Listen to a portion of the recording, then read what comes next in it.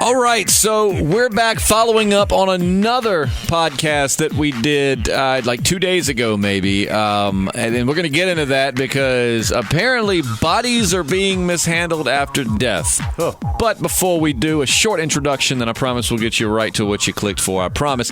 I'm Justin. And I'm JP. And we are the Podcasting Dead. We started off podcasting about The Walking Dead, but now we podcast about a little of everything from conspiracies to supernatural to TV shows to current events to disturbing things like this. So make sure you consider subscribing. Give us a like on this podcast. Any good feedback we get helps out a ton. And don't forget, we are on Patreon. Just go to Patreon, search the Podcasting Dead. We'll have maybe more info on that after we wrap up this podcast. But so a couple of days ago, we talked about how in Arizona, a place where people's donated bodies, because when you die, you can opt to, you or I guess maybe your family, if it's not like in your will or something, can opt to have your body donated to science. And we found out that there was a place in Arizona back in 2014 they raided, thinking they were on like the human body parts trafficking, and found body parts like buckets of penises, buckets of heads, found body parts sewn together, mounted on the wall. Sounds like something straight out of the Texas Chainsaw Massacre, like the Ed Gein's house. But we were talking about that. That actually, again, happened in 2014, but the FBI just released the details, I guess, this week. And so now we're doing a follow-up on a similar thing that happened also in Arizona. So you ready for this? I found this story. This was actually sent in to us by a listener. The article itself is on Unilad. Basically, Doris Stafer was 73, lived in Arizona, passed away in 2013. Unfortunately, she suffered from Alzheimer's for several years. Alzheimer's is a horrible disease. So her son, Jim, decided he wanted to donate her brain to science with the hopes that they could use it for neurological research and learning more about Alzheimer's and maybe even helping to cure it, because I guess firsthand he saw how horrible it was. So a nurse recommended that the family needed to reach out and contact BRC, which is Biological Resource Center, a company that brokered donated human remains for the purposes of research. And he signed a form authorizing that they could do medical research on her body, checking a box prohibiting military traffic, safety, and non-medical experiments. After receiving his mom's ashes after the donation, Jim was not informed exactly how her body had been used. So Reuters proceeded to investigate the case and found that one of Doris's hands had been detached for cremation. Get this, the rest of her body had been sold and shipped to a U.S. Army research project where it was blown up in an experiment to measure the effects of roadside bombs. Her brain was not used for Alzheimer's research as per her family's wishes. According to Reuters, Doris was one of at least 20 used in a blast experiments without consent of donors or their families. Their bodies were sold to the U.S. Army for around $5,893 each. Officials have commented and said that they did not remove consent forms along with the bodies. Instead, they had been forced to rely on BRC's assurances that families or donors had consented to the remains being used in this way. That's a little disturbing. Don't get me wrong. I mean, that's research that's important. I mean, it goes to protect troops and civilians. So, I mean, I understand the need for that kind of research by the Army, but I mean, I imagine that's got to be pretty devastating to learn that your mother's body was blown up as opposed to researched, you know? Man, I'd be more mad that they made $5,000 on my corpse, but I didn't even get a cut. You don't even give my family any of it? Yeah, come on. You're going to blow me to bits. Sure. But so as reported by WYMT, Jim, the son, has spoken out about all of this and said she was then supposedly strapped into a chair of some sort of apparatus, and a detonation took place underneath her to basically get an idea of what the human body goes through when a vehicle is hit by an IED. Every time I dream about my mom, I told you she was a quiet person. This person in my dreams was angry. So he's been dreaming about his mother not being happy. That's wild. Her family's now suing the BRC, which closed its doors in 2014 following that FBI raid that we were talking about. When we started this, I should have read more into it because we just finished a podcast. Now we're doing this one. But I didn't realize this was all under the same roof as what came out last time, Tuesday that we were talking about. But the BRC is getting sued. But again, their doors were closed in 2014 following the raid we talked about earlier. Stephen Gore is the guy that owns the company, and he was actually sentenced to probation in 2015 because he pled guilty to obviously running an illegal enterprise. He's going to actually go before court in October, and he's facing a civil suit from different families whose loved ones' remains were missing at the facility or sold for profit. That's And his name's seriously Stephen Gore. That's what. Yeah, let me double check that. Yeah, Stephen Gore. Wow. Right. What are the odds that your last name is Gore and you run a body facility? So, man, that's just like, and it sucks because that's why some people these days don't want to be like organ donors. They don't want to donate their bodies to science, and that's needed. That's important. Even the military blown up research. Yeah. But the thing is, I imagine the military probably has to go that route because I'm sure not many people want their family's remains blown up in that manner. I feel like, honestly, this is one of those cases where the military says, oh, we didn't know. We trust the BRC. I think, no, they know that not many people approve for their family members to do that.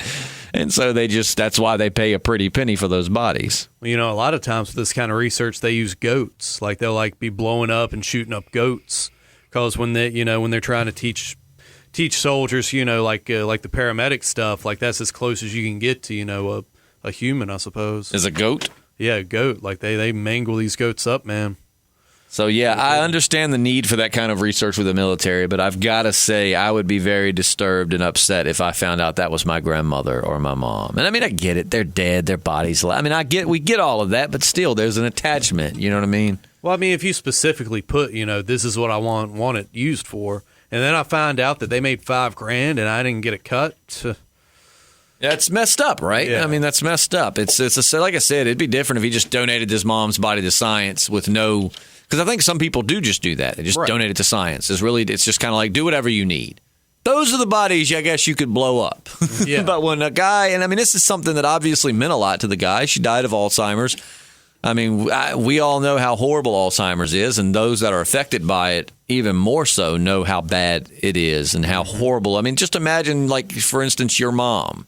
That was this guy's mom. I said my grandma, but it was actually this guy's. She looks like a granny. And I think that's what I'm thinking because it looks a lot like a granny. But imagine your mother. Yeah. Alzheimer's. Imagine your mom one day just doesn't know who you are. That's got to be heartbreaking because for a while in your life, for most people, they say that. What movie was it where they say, parents are gods in the eyes of their kids, and to imagine that one day that person won't even know who you are. It's heartbreaking. Yeah, don't get me wrong. There's certain days I wish she'd forget who I was, but that's awful, man. It's a buddy heartbreaking. of mine had a grandfather with Alzheimer's, man. It took a toll on the family like crazy. Yeah, my great-grandfather had dementia and I believe Alzheimer's. I know he was chasing around nurses that he thought looked like my grandma and couldn't remember who people were and were calling people different names. And yeah, man. It's terrible. So it's like this guy is trying to do what he feels is the right thing. Like, I'm going to donate her brain to science so that maybe that will help lead to a cure so other people don't have to go through this. And then to find out, nope, she was strapped to a chair and blown the hell up. Yeah, man. I've always wondered which would be worse. Alzheimer's, you completely lose your mental faculties, or like Parkinson's, where, you slowly lose control of your body, That's I don't know. Both awful, both horrible, horrible things. But yeah. So I don't know, man. So be careful when donating bodies to science. Now that this has all come to light, I'm sure that it'll, this will hopefully slow down in other companies, I would imagine that they have to read this and be like, oh, crap. All right, we got to stop doing all this shady stuff right now while we're catching all this heat. Because, this article was published, again, by Unilad today. Mm-hmm. It was published today. So this is all coming out now. Right. So I hope any other organizations are like, you know what? We're just going to stick to the book. So, yeah. I'm not saying don't donate anybody's body or your body to science, but just maybe be really careful on who you donated to and make sure you trust them. But leave us your thoughts in the comments section below. How would you react to something like this? Will you donate your body to science? How do you plan to be? I definitely want to be cremated or maybe a natural burial, but at the end of the day, I'm probably just going to end up in a box because I have none of this written down. So, it's... Yeah, it's important, man. Even as young as, we are, I mean, just to get your arrangements, set, which I haven't done either, by the way. I used to have, when one of my friends died very suddenly, it makes you think a lot about death when somebody's very young and they just all of a sudden die, without any kind of coming warnings or anything. It gets you thinking about your own mortality and like, man, I could really just die tomorrow. So at one point I had a folder somewhere and it wasn't anything big or elaborate, but it had like songs I liked and who I wanted to get what stuff. And it wasn't like an official will, but it's something I feel my family would honor it if they found it. And I had once told my mom where it was, but that was hard to believe, but that was like 7 years ago. So I don't really know where that is. I need to go find that and check and see, make sure that I put what I want to do with my body. Have you got life insurance yet? I do. Yeah. Okay. Well, that's yes, I do have a life insurance policy. Like a legit people you'd leave behind that would need, I don't want to be a burden. I've seen my dad go through it with my grandma and just the heartbreak of, because things like tombstones are insanely expensive. And, dude. So, I mean, I want to make sure that they're left with enough money to be able, and then I want them to take what's left over. I've told them straight up, don't spend all of it. Like, on me, I don't need a fancy burial, but to take the rest and go to like Ocean Lakes. Just go to my favorite vacation spot. It's where I will be in spirit. And enjoy yourself. My final treat. I'm gonna try whenever I do take the time to write this stuff down. Just donate me to science. No headstone, no nothing. Just no expense. Just kind of done deal. Anyway. Yeah, no kidding. So, let us know what you think. And before we wrap this up, also to get more into it, because I do hate those videos where you click on because you want to see what it's titled about, and then you have to wait like 30 minutes of them promoting themselves before you finally get to what you clicked on. So now that we got all that out the way, if you're still stuck around, perhaps you didn't hate us too bad. Consider subscribing. Again, even just hitting the like button helps. If you are a returning listener, don't forget we are now on Patreon. There should be a link in the description. But for some reason, I've noticed, JP, I don't know if you have, but when you put the link in the description, it'll be typed out, patreon.com/the podcasting dead. But it takes it after like podcasting and makes it ... And that's why people are having trouble. Go look at the link. It changes it from I've typed out fully the podcasting dead, and it changes it to ... I cut it out of the address. That's what I do too. Really? But it still makes it ... But check in the comment section or the description, see if there is a link there, and if it's not, then just go to Patreon. But check that out. Every dollar that goes to that supports the channel, and primarily at the moment, our main focus is trying to get some merchandise so we can start doing some weekly giveaways with you guys. Maybe we'll put clues in videos and you comment. I don't know. Maybe we was talking about maybe doing a giveaway a week. Something fun. So we also want to make these video podcasts by the end of the year. So all of this cool stuff is made possible by the Patreon. However, if you're unable to donate to the Patreon, we still love you. Yeah. Even for the people that have been like to Patreon, donated $1 or $2 and then signed off, we still appreciate the hell out of it. We love you. Regardless of what capacity we of your involvement with the podcast, we think the world of you. And don't forget, we're now available on iTunes. We're available on SoundCloud, Spotify, soon iHeartRadio, YouTube. We are all over the place. So lots of different ways to listen. And if anything else comes out with this weird body phenomenon going on, we'll definitely let you know. Big shout out and thanks to listener Dan Ashtown for sending this to us. It definitely didn't hit my radar, but a very wild topic nonetheless. So, Dan, thank you. Anything you've got that you think we should talk about, send it on over. Also, don't forget our mail call podcast is out and available today where we answer your questions. And finally, social media info, and then we're signing off. JP, how can people find you if they want to creep on you a little bit? J_Radsaw on Instagram and Snapchat, and JPSLIM on Periscope. Okay.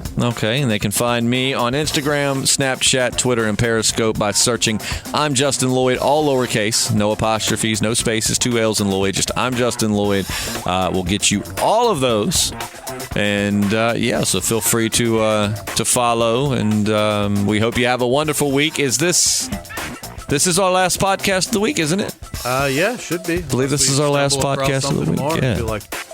Yeah, unless we run across something, but otherwise we'll either see you if something pops up, or if nothing else, we'll catch you on Monday for something, because Fear the Walking Dead's not back. Yeah, last Monday we did a Patreon exclusive podcast, which is another perk of being a patron. Yeah, we do Patreon exclusive podcast. JP also has got some cool videos, and so there is some really cool content if you join the Patreon as well. So either way, we'll talk to you next week. I'm Justin. And I'm JP. And we're the Podcasting Dead.